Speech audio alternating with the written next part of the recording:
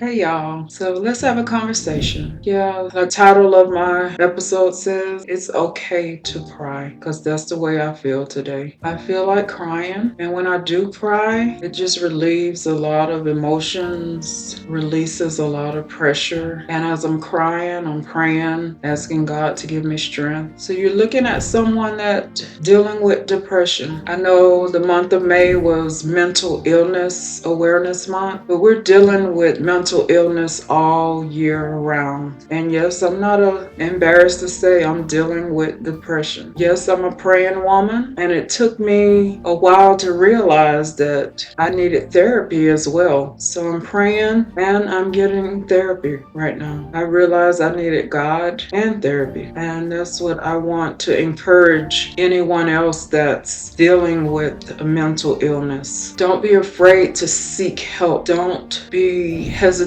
on talking to someone. Sometimes it's okay to talk to someone that knows you, but it may be a bit more beneficial to talk to someone that doesn't know what you have been through. They're impartial. That way they can offer coping mechanisms to help you get through whatever you're dealing with. Sometimes when we talk to friends or family, they know us, so they know, stay strong, you got this, and you try to stay strong and you try to convince yourself that you got this. But at the end of the day, we have to be honest with ourselves and know that sometimes we don't have this. Sometimes we need help. I encourage you, if you're going through something, which we're all dealing with something, we have to be kind to one another. We have to be mindful of the words we say to someone that may trigger them to be more, depressed or sad. I encourage you to seek help. There are different organizations out there that offer help. If you're not able to afford it, they have like discounted programs within their organizations. If you work for an organization that has an employee assistance program, take advantage of it. Take advantage of the few therapy sessions that they offer you. There's help out there if you need it. Depression is real. Anxiety is real. Mental illness is real. Even people back in the Bible days suffered with mental illness. So don't be afraid to admit that you do have a problem. Don't be afraid to seek the help that you need, especially if you have family that loves you and that supports you. Don't be scared to open up to them and, let them know that you're getting help or you need help. You'll be surprised, and you may have some people that may judge you, but you'll be surprised of the people that are willing to help you throughout this, what you're dealing with. I'm not afraid to say that I'm dealing with depression and anxiety, and I'm not embarrassed to say I'm getting therapy. And I can say that it is helping me get to the root of what's causing me to have these mood swings, these fluctuations and changes in my mood. And the therapist offers me ways to cope and helps me see what may have caused this to come about in my life. Yes, I am a health provider, and sometimes those health providers are reluctant in getting help. We try to treat ourselves and say we'll be okay. And I admit I was that health provider. I am that health provider that said that I'll get through this. I don't want to take any medication. I don't want to see a counselor. I had to realize that